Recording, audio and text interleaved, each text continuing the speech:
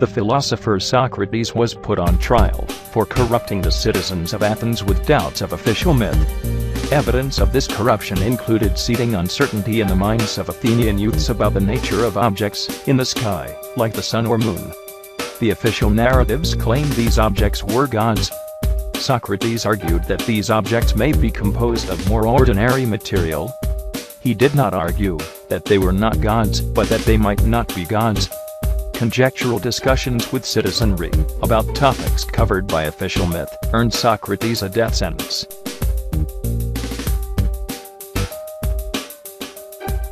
Some classical philosophers had it easy. They set forth arguments that depended on assumptions that few questioned. With adherence to the official story as a foundation, the use of logic to assert the factual existence of any abstract concept, like a right, and its nature, is easy. Any statement that is questioned can be proved by citing the official myth. Should a question arise that is not covered by it, the official myth can then be edited to do so. These changes often redefine the rights of human beings. Many modern philosophers still use this general strategy today. One could argue that it is harder to do in many countries because of various rights its citizenry possess. These rights, interpreted as concrete, incorruptible, and impossible to take away possessions, protect the right to dissent. That is the gist of the arguments to which I refer. I find that hard to swallow. I rebut that it is still only a matter of being creative with the official myth and that nothing has changed. When a person argues that the whole official story is suspect, that person becomes a heretic.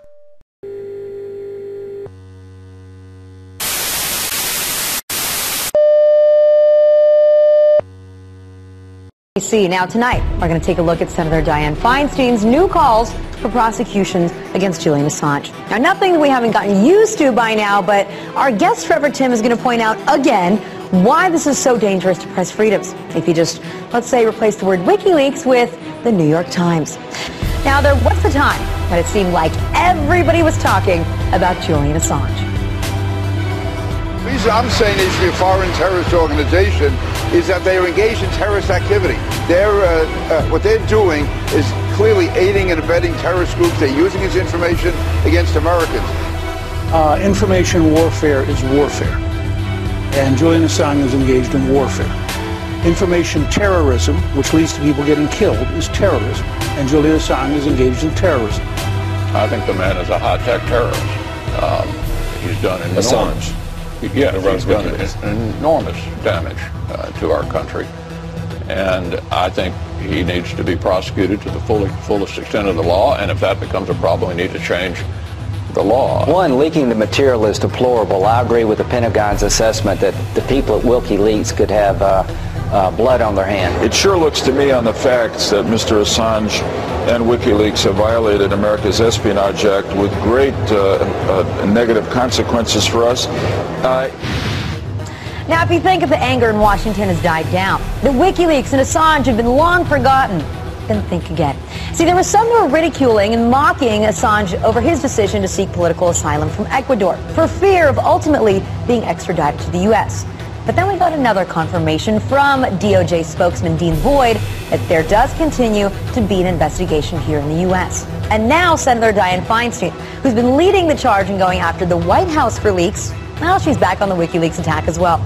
She wrote a letter to the Sydney Morning Herald saying, "I believe Mr. Assange has knowingly obtained and disseminated classified information which could cause injury to the United States. He has caused serious harm to U.S. national security, and he should be prosecuted accordingly." Now, accordingly means using the Espionage Act. So with her renewed calls, let's renew the discussion on why this is a big deal. Because if WikiLeaks is ever convicted under the Espionage Act statutes, that means that all other papers who publish classified information all the time, don't forget, from the New York Times, the Washington Post, the Wall Street Journal, and all of those in between, they would also be liable under this law. And we know for a fact they publish information that's classified pretty much every week. A lot of it is top secret, which is higher than any classification WikiLeaks has ever published. So they have as much or even more to worry about with this investigation than Julian Assange does.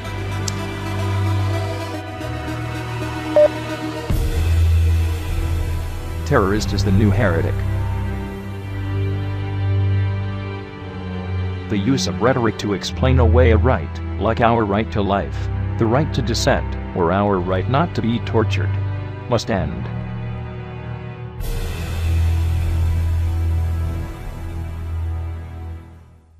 International laws dating back at least hundreds of years have sought to prevent the torture of captured soldiers, especially the wounded.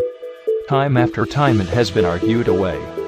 In the past 10 years, arguments that changed the definition of soldier and torture have returned the practice to being outright legal.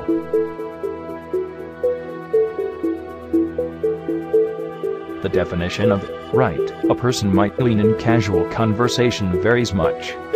Some interpretations of right attempt to make it synonymous with the supernatural. You can't do this. I have rights. Among its other variants are uttered often when agents of a macro entity victimize someone. The expectations of the victim seem to assume mystically driven effects that will rule out all possibility of being rejected. Other idealists act as though they are surrounded by a magical shield of rights that will protect them from a variety of harms at all times. Among its greatest feats is to protect a person from potential abuses from their government. During the Second World War, many Japanese Americans had any such notion of right destroyed when 100,000 of them were forced out of their homes and into internment camps.